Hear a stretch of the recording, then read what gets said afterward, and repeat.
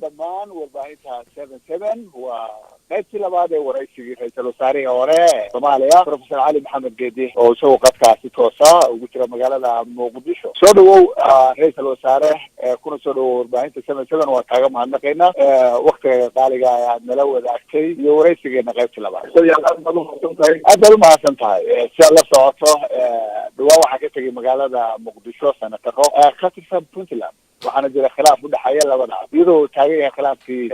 maamul goboleedyada ee dowladda federaal waxayna sheegeen iyagoo eedeeya dowladda federaalka isla mar ahaantaana dastuurkii dalka iyadoo la rabo in waqti dhow oo 2 sano ka yar baa doorasho loo dhaqaaqo sidii xukuumaddu ay ballan qaaday inaan dastuurkii gacanta lagu hayno dowladdu ay ku kaliyeysatay arrimahaas maxaa kala socotaa maxaa se faahfaahin naga siinay bismillahi raxmaani raxiim aad baan umahadsan tahay mar kale waa run oo waa dhageystay senatarada aqalka sare ku jira ku matala Puntland waraysiga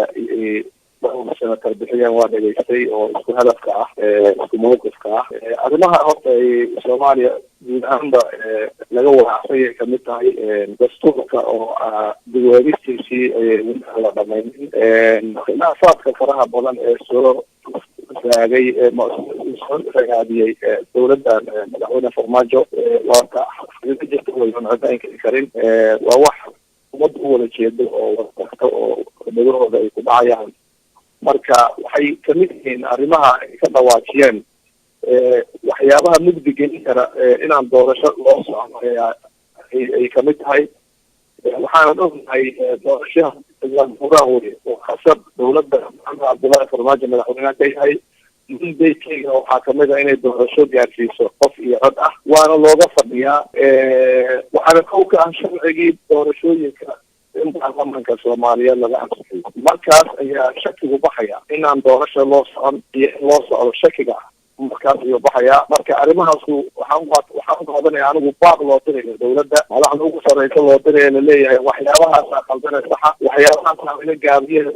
dargiliya waana ummadda Soomaaliyeed ay u qiimeynayaan in dowladda lala hadlo hadii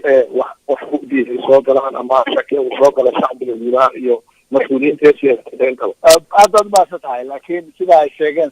senataradaasi dastuurkii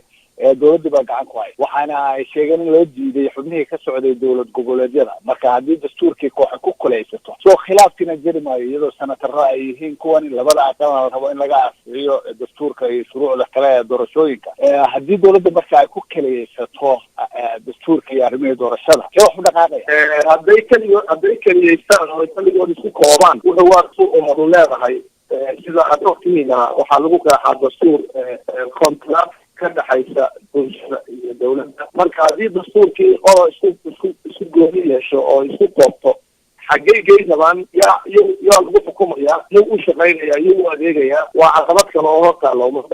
waana ka xumahay in anigu aad uguma dhex jiro oo maamulka dowladda ka mid yahay laakiin heshiiskii ahay in dowlad goboleedyada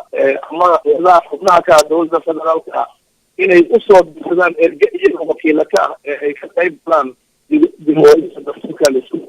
haddii taasi ayna dhicin marka mas-uuliyad ka timaada iyo ka timaada uma qaybsana ummadda Soomaaliyeed dowladda ayaa iska leh okay aad u mahadsan tahay sidaan ka arkayno warbaahinta waxaa la furay horena waxaa loo furay xisbiyo oo haddana kuwa soo socda oo adigu weliba xisbigaaga uu ka mid yahay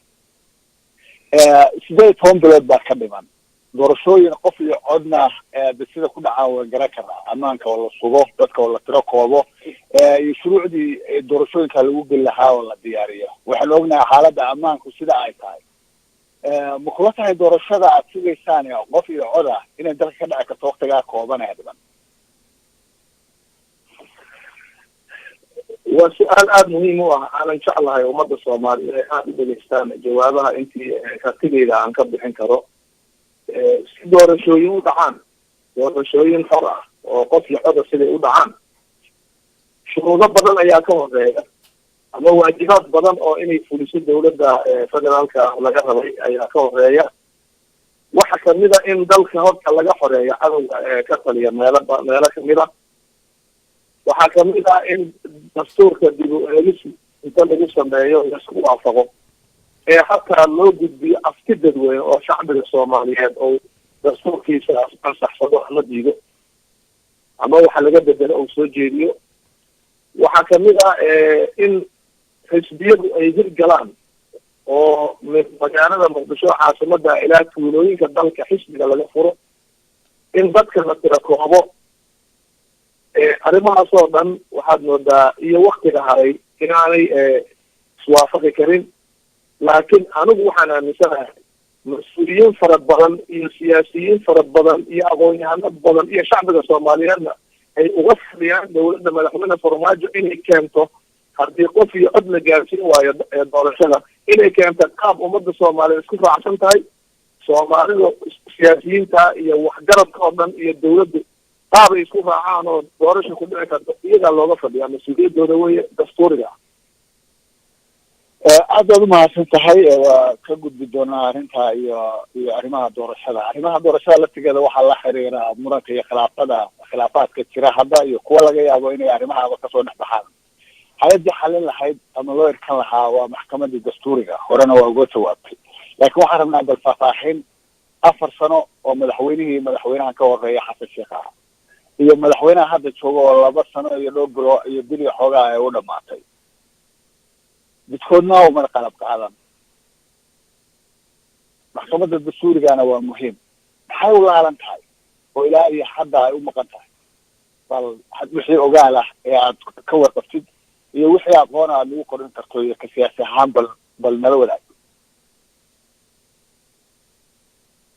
maxkamadda dastuurigaahu waa tiirka dastuurka ee ugu muhiimsan qaranka soomaaliya marka hore waa maxkamadda haddii madaxda qaranku isqabsato ama hay-adaha qaranku isqabsadaan maxkamadda awoodda ula inay kala saarto kala xukuntay waxaa kaaga fidaran maqnaashaheeda waxaa iyada aqoon ku tahay malaha adeega garsoorka oo dastuurku qoriyo xubnaha oo ka koobnaa doono golahaasi waxaa kamid ah maxkamadda dastuuriga ah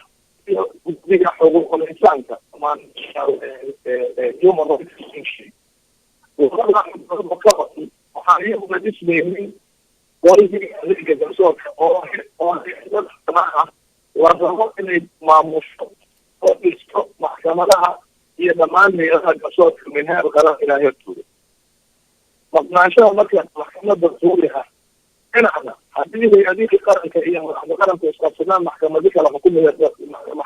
xukumi lahaduwaya lagu hayo dhinaca kale waxay xubin muhiima ka tahay faraha adeega garsoorka oo ad ogtiin inta uu dastuurka uu tilmaamayo inay kamid tahay iyada iyo guddiga qaranka ee xuquuqul insaanku asna weliha dhisan markaas waxaad moodaa maamulka inuu ka jiidayo garsoorna aanu kurusi karin cadaaladda ayna ummadda isku halayn karin haduuna dhamaystirnayn qaabkaasi marka maxay udhisi waayeen dawladda xasan sheekh iyo dawladda farmaajo maxay udhisi waayeen waxaan aaminsanahay inay tahay gaabis ay ka gaariyeen waajibaadkii laga sugayay waxa ugu muhiimsan ee dalkan u baahan ayaa iyada waa lagu macnay karaa madaxda soomaaliyeed sharciga aday ugu qoraa inay ka baqayaanba waxaa karta in tabaraan loo haynin laakiin lugdaan shacbiga soomaaliyeed ama waxgarabka soomaaliyeed oo aqbali kara ma jiro inaan la dhisin maxkamadda dastuurka ee qaranka soomaaliyeed oo arkiibka ugu muhiimsan cadaaladda ummadda ay sugayso aad baad umahadsan tahay waa runtaa sida aad sheegtay waa waxyaalaha ugu muhiimsan iyadoo weli khilaafkaas uu jiro oo maxkamadda dastuurigana ay maqan tahay maamul goboleedyada iyo dowladda federaalka iyo hay-adaha dastuuriga laftigooda markay qabsadaan la kala saaro ayaa haddana waxaa jira khilaafyo dhinaca kale ee shaqada waxaanu maalmahan arkaynay khilaaf iyo hadallo kasoo yeeraya dowladda federaalka ah wasaaradeeda waxbarashada iyo puntland arrimaha la isku khilaafsan yahay oo dhinaca imtixaanaadka iyo arrimahaas maxaad noo kala sheegi kartaa arrintaas haddii aad ka waxayso marka ugu horeysa soo yaal anigu waxaan ahay horta aqoonyahan macalin jaamacad ahaan jiray aad ogtihiin jaamacadda ummadda soomaaliyeed inaan kamid ahay macalimiinteedii gaar ahaan kuliyadda xanaanada xoolaha dhirta iyo daaqa wasaaradii tacliinta hidaaya tacliinta sare kadibna xilka dharanka aan ka qabtay waad ogtihiin waa loo baahan yahay imtixaano midaysan dalku inuu gaaro laakiin imtixaan la mideeyo waxaa ka horeeya manhaj la mideeyo manhajka waxbarashadu haddowna midaysnayn dalka oo dhan goboladiisa kala duwan iyo qaybihiisa kala duwan in la yidhaahdo imtixaankaa la midaynaa aniga qalanteed bay ila tahay sababtu maxay tahay maadada xisaabta isku manhaj ma dhigaan dugsiyada sare ee dalka maadada biologyga sidoo kale juqraafiga sidoo kale taariikhda sidoo kale physicska sidoo kale maadooyinkii haddaan la midaynin oon manhajka midaysnayn in imtixaan midaysan laga hadlo aniga riya ila tahay marka waxaan ugu baaqi lahaa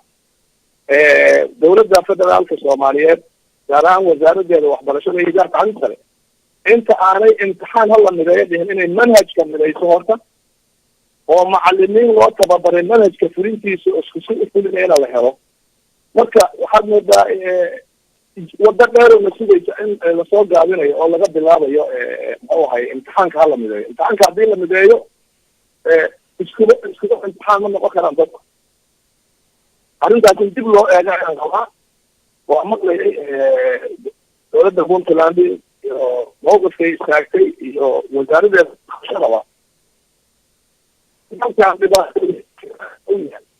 dad baa la dagaalamaya argagixiso ah daraa jirta howlo kale oo mudnaanta la ka wadayaa jira waxa dagaalamaya marka haddana in shaki lasii abuuro 20 kun ku dhawaad oo arday oo aan wax lagu darin aanku hala midayo salaan soo jeedina arrintaas noqdo wasaaradda waxbarashada ee federaalkuna ay arrintaas fiiro gaar u yeelato oo ay dhibaato dambe oo ragaadiya ummadda soomaaliyeed meel kasta la kala waa mahadsan tahay sidaan la socono dadka soomaaliyeed welwel waxay ka qabaan heshiisyo aan la saacinayn baarlamaan la geynayn laakiin haddana dadku wararka ay ka helayaan dawladaha kale sida ethoopia oo kale in dekada lagula heshiiyey soomaaliya in ethoopia ay ciidamo dhisanayso weliba kuwo badeed iyadoo aan ognahay inaysan bad lahayn taliyahooda ciidamadu wuuna ka hadlay maalmo dhaweyd arrintaas wuuna sheegay inay degayaan baddaas iyo badweynta hindiya heshiisyadaas aan ummadda soomaaliya lala soo bandhigin iyo arrimahaas walaaca abuuraya ka siyaasi ahaan sidee bay kugu muuqdaan sidee soo aragtaa maxaa si faahfaahin naga siin kartaa haddii aad wax ka ogtahay horta africa qaaradda africa waxay u socotaa integration qaaradeed inuu ka dhaco waad la socotaa baan filayaa in shirki midowda africa ee lagu qabtay sanadii hore magaalada kigali ee rwanda magaalamada rwanda lagu qabtay midowda africa wuxuu ku heshiiyey hal basaboor inay yeeshaan oon ogahay in basaboorkii diblomaasiga ahay lasoo saaray ee madaxweyneyaasha iyo wasiirada arrimaha dibadda ee ra-iisul wasaarayaasha africa haystaan sanadada soo socda waxaaba la rajeynayaa in loo gudbo inay xataa basaboortka caadiga ah ee ordinary basaboortkida loo yaqaano ee africa la sameeyo waktiyada kasii dambeeya qorshaha u yaala midowda africa intaan ka warhayo in hal lacag ama hal currency la helo oo sida European Union lacagtooda euroga africa ay yeelato hal lacag africa inay xuduudaha isu furto africa inay samaysato ganacsi xor ah ee ay kala faa'iidaystaan iyagoo soo saaranaya khayraadkooda kala duwan marka mar haddii africa halkaas ay u socoto mandiqadaha ay ka kooban tahay inay integration sameeyaan ama iskaashi sameeyaan amniga ka wada shaqeeyaan ganacsiga isweydaarsadaan oo amintooda ay u furmeeyaan isku socodka waxyaabaha saldhigga ah oo haddii xuquuqda afrika samaysato oo bariga afrika samaysato oo waqooyiga iyo galbeedka afrika iyo barka afrika haday kala samaystaan waxaa la isugu imaan karo waxa weeye heer qaaladeed. marka barnaamijkaasu ilama xuma afrika inay wadana waan ogahay, laakiin qodobka ka dhawaajisay ee ku saabsan muxuu ahay ciidanka badda isu iyo bad inayna lahayn iyo waxyaabaha soomaaliya iyo badaha soomaaliya iyo dacasi ay indian ocean loo socda, aniga waxay la tahay arrintaasu in tahay wararka sababto waxa weeye madax banaan oo mid walba madaxbanaanideeda iyo dowladnimadeeda iyo ay leedahay oo ay mas-uul ka tahay xuduudadeeda cirka iyo dhulka iyo badda. dowladda soomaaliyeed ma aaminsani, waa lama taartaanaan qabaa xuduudadeeda badda iyo dhulka iyo cirkaba. dowlad kasta ayaana xaqaas leh oo waajibkaas uu siinayo dastuurka qaramada midoobe u qoran ama axdiga u qoran qaramada midoobe iyo ururada kale ama caalamiga ama mandiqadaha kala duwanba. marka cidii durbaan iska tumanaysa iyaday u taallaa. waa aaminsanahay in deris baa nahay Ethiopia inay dhul xiran tahay oo bad lahayna waa ognahay, inay marka ka faa'iidaysato oo dekadaha dowladaha deriska loo Soomaaliya kow ka tahay ay waxna ka degsato waxna ka dhoofsato. waa wax macquul ah oo dowlad iyo dowlad loogu heshii karo, laakiin waa wax Soomaaliya leedahay oo adeeg loo fududaynayo. adeegaasna xuquuqda uu siinayo dadka Soomaaliyeed muwaadiniinta Soomaaliyeed ay waajib tahay inay bixiyaan. laakiin waxbaan kala leenahay wax la yidhaha ma jiraan. ummadda Soomaaliyeedna taas iyay dhamayso in hadda ku qareeri karta inay jirtana aniga ilama aha. wadahadal socda iyo Ethiopia iyo Eritrea iyo dowladda Soomaaliyeed ilaa iyo hadda waxaa dadku aaminsan yahay, aniguna aan kamid tahay, in madaxweynayaasha Soomaaliya, Eritrea iyo Ethiopia iyo ay kulmeen oo leesnaafsaday booqashooyin madaxeed. idaacaduhu waxay noo sheegaan mooyaane wax maaragtay ofishaal ah oo madaxweyne xagga anaga ku leenahay ama golaha dhexe ama golaha ama baarlamaanka Soomaaliyeed ama shacbiga Soomaaliyeed uu ogyahay inay jiraan. anigu ma mugo oo shakigaas waa wada qabnaa, laakiin war jiraa waxa kaalo imaanaya markii galo madaxweyne qaran maha waajib waa inuu eediisa dastuuriga dhigo kordhigo laga doodo wixii qarankaas maslaxadu ahna laga yeelo waxaan qaranka maslaxadu ah laga diido. marka aniga ma qabo in waxa muuqanaya inay jiraan. waxaan aaminsanahay talada Soomaaliyeed way wada leedahay, heerarkeeda kala duwan lagu kala leeyahay. dalka goboleedaha ka jira cod bay leeyihiin. dadka waxaa ka jira hay'ado qaran oo dastuuri oo baarlamaan laba aqal iyo xukuumad ayaa jira iyo garsoor madax banaan. waxaa jira shacbigii Soomaaliyeed oo iskale asiga dowladnimada leh. marka waxaan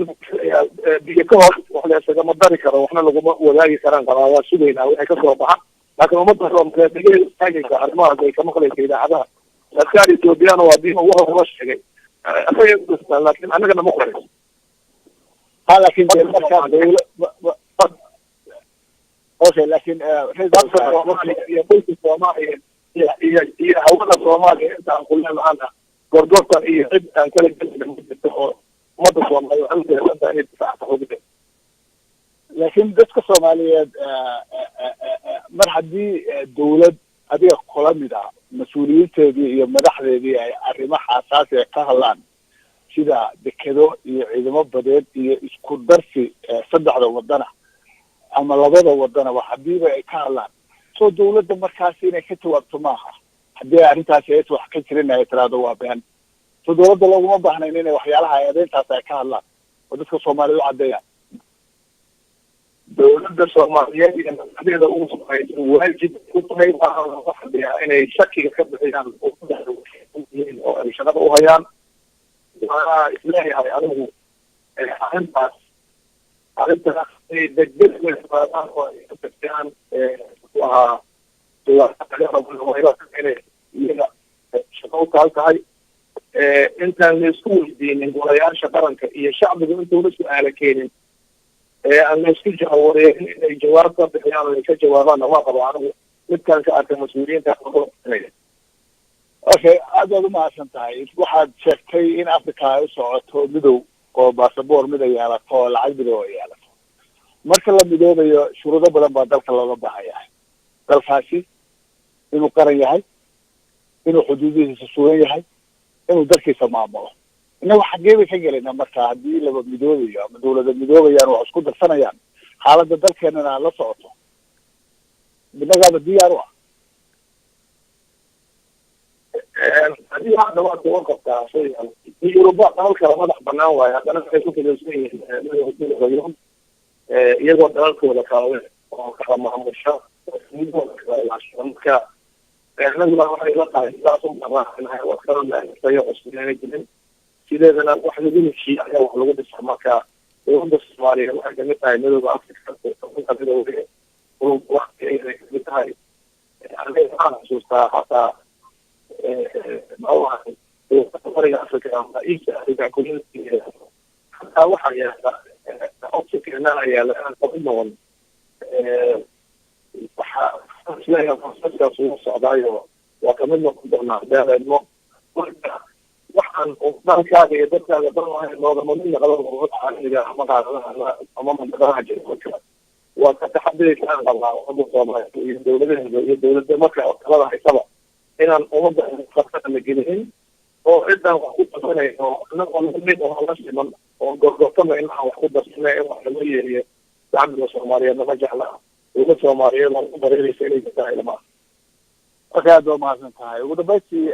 waxaad soo wadaa ama hogaaminaysaa xisbi siyaasadeed oo laga hergeliyo dalkaas soomaaliya maadaama uu socdo doorashooyinka axsaabta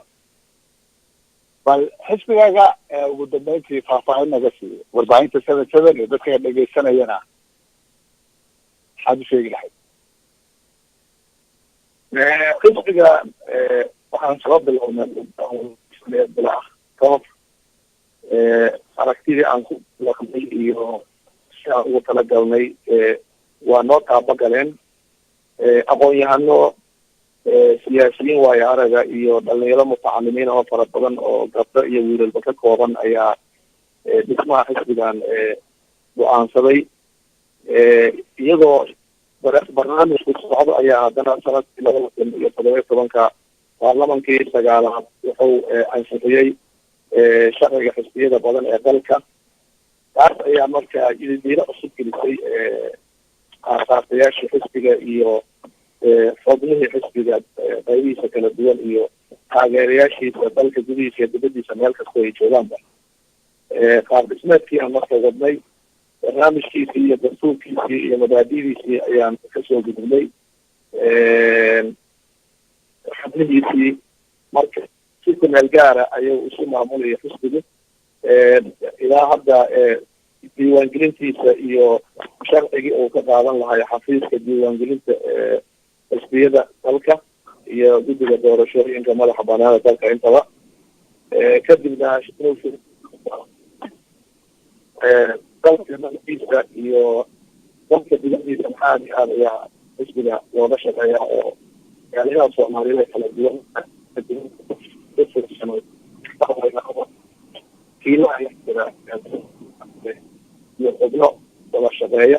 oo kulli ku xiran xarunta dhexe ee xisbiga ee muqdisho marka xisbigan ujeedada uu leeyahay waxa weeye walhubka in lagu barto dimuqraadiyadda iyo muxuu ahay xisbiyada sida shaqeeyaan iyo inuu hadda tartanka madaxtinimada dalka loo gelayo anagoo rajeynayna inaan ku guulaysano darajada ama bixin laakiin inaan u diyaargarowno oo xisbiga tartamo haddii xisbiya ay wax dooranayaan inuu xisbiga koowaad noqdo rajeynaynaa haddii xisbiga ayna wax dooranayn qaab kaloo doorashaal keenana xisbigu inuu noqdo sumada laleeyahay oo dadka aragtida ee xisbiga dhistay ee soomaaliyeed ee kumanaanka kula ee dalka gudihiisa dibadiisa jooga inuu sumad u noqdo mustaqbal kale uu gaaro hadafka uu leeyahay oo dalka xisbiga ku tartamaan oo talada dalka xisbiga ay kala adkaadaan marka meeshaas ayaan ku wadnaa aad iyo aadna waa ugu faraxsanahay waxaan ugu hambaynaya runtii ama aasaasiyaasha xisbiga ha aadaano ama xubnihii kusoo keeray ha noqdaano ee xafiisyada kala duwan qabtay ama ha noqdaano xubnaha guud iyo taageerayaasha isla ka shaqeynaya